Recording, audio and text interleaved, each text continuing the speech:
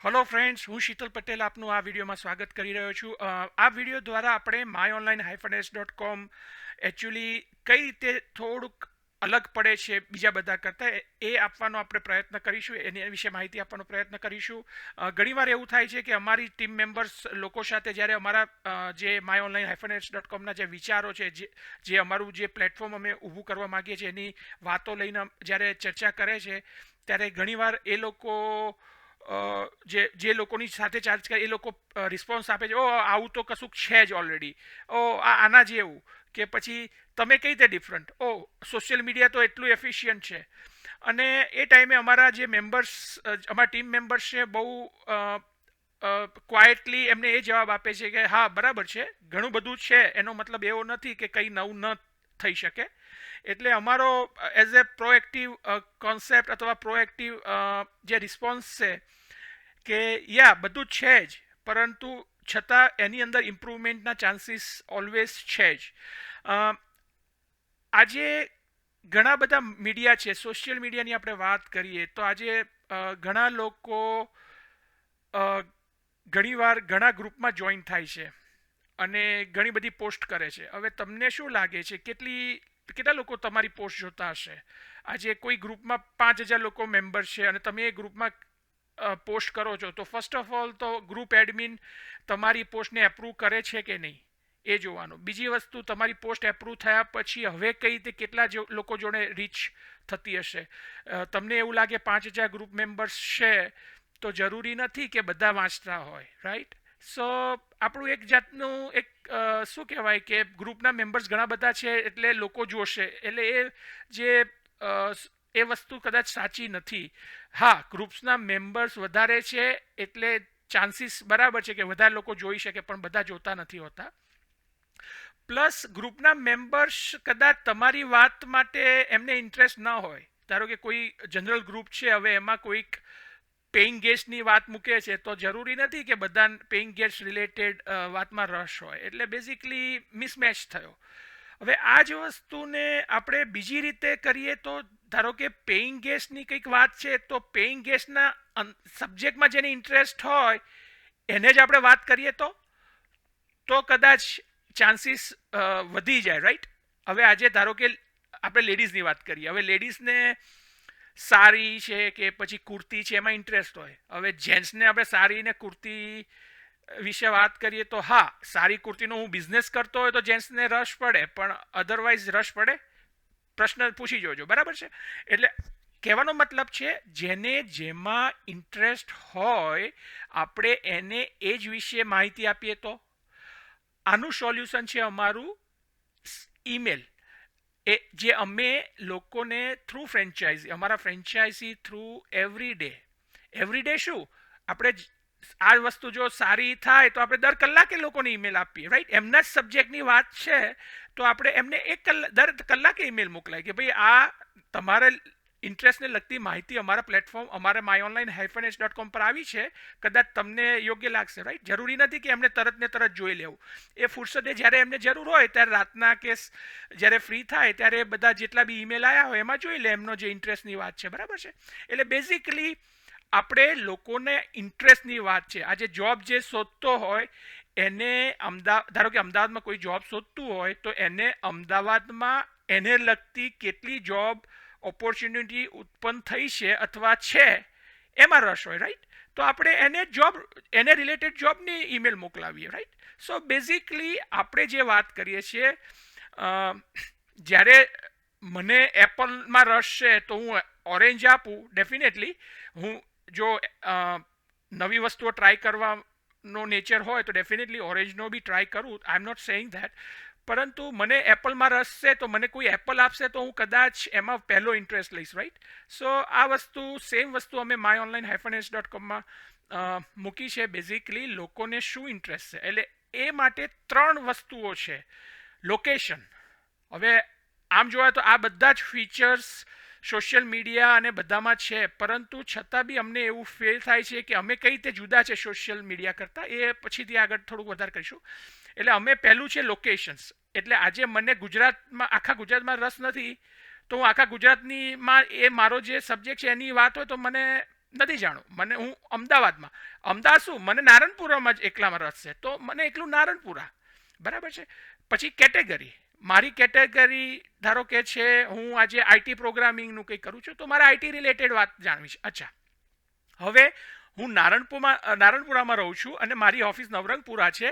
કદાચ મને ફૂડ માટે લગાવ વધારે છે, તો હું કદાચ એઝ એ ફૂડ કેટેગરીની બી ઇન્ટરેસ્ટમાં મૂકી શકું, તો મને એની બી માહિતી મળે, રાઈટ. સો સેકન્ડ છે કેટેગરી, લોકેશન, કેટેગરી, અને થર્ડ ઇઝ ધ કીવર્ડ્સ, બરાબર છે.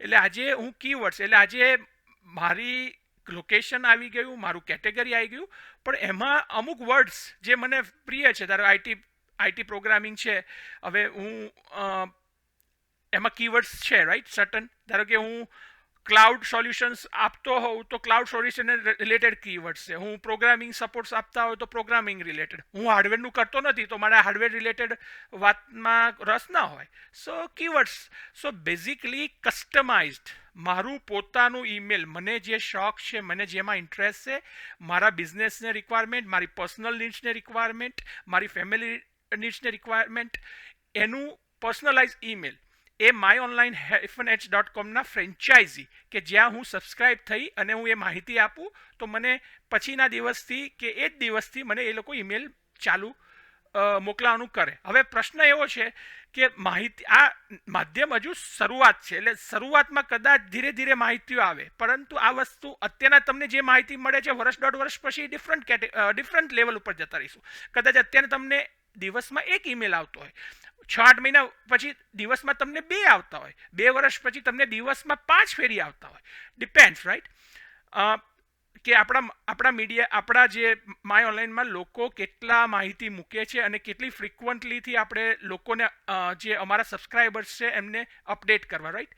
શરૂઆત આપણે દિવસથી કરીએ, પછી દિવસમાં 2 વાર, દિવસમાં 3 વાર, રાઈટ. સો આ રીતની એક વાત છે. ફરીથી આપણે મુદ્દો સમજાવી દઈએ કે પીપલ એ, એટલે આપણે અહીંયા જોઈએ પર્સન એ કે જેની નીડ છે અને પ્રોબ્લેમ છે, અને પીપલ બી કે જે નીડને ફૂલફિલ કરી શકે છે અને એમની પાસે સોલ્યુશન છે એ પ્રોબ્લેમ. તો myonline-h.com એ અને બીને જોઈન કરવાનું કામ કરે છે. There are different ways.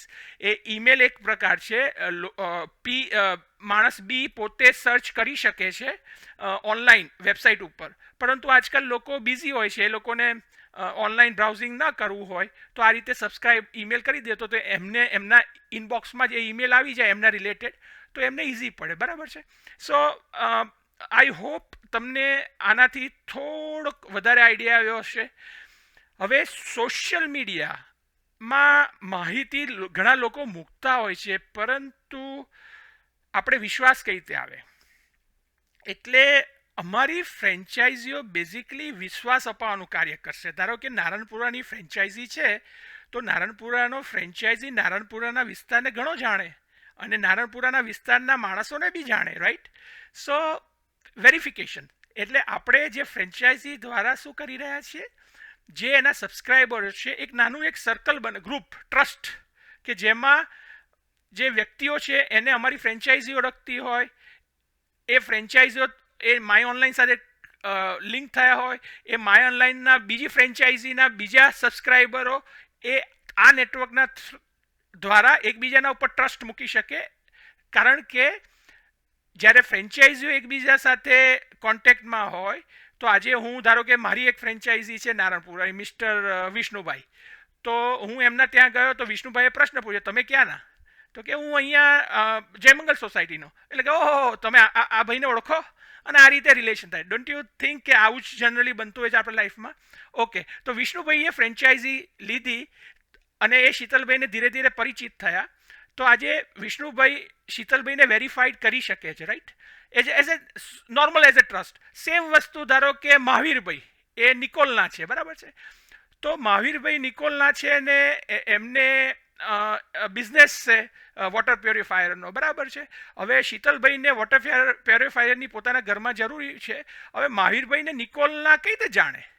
પણ મહાવીરભાઈને ત્યાંની ફ્રેન્ચાઇઝી સાથે સંબંધ છે, કોઈ છે પ્રતાપસિંહ, રાઈટ. હવે પ્રતાપસિંહે ફ્રેન્ચાઇઝી લીધી છે, પ્રતાપસિંહ એ મહાવીરબેનને જાણે છે, એટલે એમણે વેરીફાઈડ કર્યા છે. વિષ્ણુભાઈએ શીતલભાઈને વેરીફાઈડ કર્યા છે. વિષ્ણુભાઈને માય ઓનલાઈનમાં અને પ્રતાપભાઈને માય ઓનલાઈનમાં ટ્રસ્ટ છે. તો આ રીતે મહાવીરભાઈ અને શીતલભાઈ ઇનડાયરેક્ટલી એકબીજાને ટ્રસ્ટ કરી શકે, રાઈટ. અચ્છા, હવે ક્યારેક ડિસ્ટ્રસ્ટની વાત આવે તો શું કરવું? હવે અત્યારના આપણે એ બધી ચર્ચાની વાત નથી કરતા, પરંતુ આ એક વિચાર છે. આ રીતે અમે ટ્રસ્ટ થ્રુ ફ્રેન્ચાઇઝી લોકલ જે અમે આપી રહ્યા છીએ એ લોકલના લોકોને વધારે જાણતા હોય તો આ એક ટ્રસ્ટ વર્તુળ આપણે ઊભું કરવા માંગીએ છીએ. એટલે ડેફિનેટલી સોશિયલ મીડિયામાં આજકાલ ઘણા બધા ફ્રોડ્સના બધાના ક્વેશ્ચન છે, તો એ પ્રશ્ન અમે આ રીતે સોલ્વ કરવા માંગતા હશે. સો આઈ હોપ યુ અન્ડરસ્ટેન્ડ કે માય ઓનલાઈન -ads.com ઘણી બધી વસ્તુઓ જે અત્યારના પ્રશ્નો છે એને સોલ્યુશન કરવાનો આપવાનો એક પ્રયત્ન છે. પ્લસ અમે આમાં ઇન્ફ્રાસ્ટ્રક્ચર કે શું કહેવાય કે આઈટીના ટેકનોલોજીમાં બહુ ફોકસ નથી કરતા, અમે પીપલમાં ફોકસ કરીએ છીએ. અમે કોમ્યુનિટી જે છે એને પાછું કંઈક આપવાની વાત કરીએ છીએ. એટલે ટેકનોલોજીનો ઉપયોગ કરીએ છીએ, પણ ટેકનોલોજી આ પ્રોજેક્ટમાં સર્વસ્વ નથી, આમાં પીપલ સર્વસ્વ છે. એ અમારો બેઝિક કોન્સેપ્ટ છે. આમાં અમે honeymoney.com એટલે આમાં રેવન્યુ શેરિંગની વાત છે વ્યુઅર્સ જોડે, લોકો જોડે. So there are lot of things we are trying to change through our platform. So I hope તમને થોડો વધારે ખ્યાલ આવ્યો હશે અમારા નેટવર્ક માટે. એન્ડ તમને જો આ ગમ્યું હોય તો તમે આ જ વસ્તુ તમે તમારા લોકો કલીગ્સને, નેબર્સને, ફ્રેન્ડ્સને, રિલેટિવ્સને કહી શકો છો. Thank you for watching this video.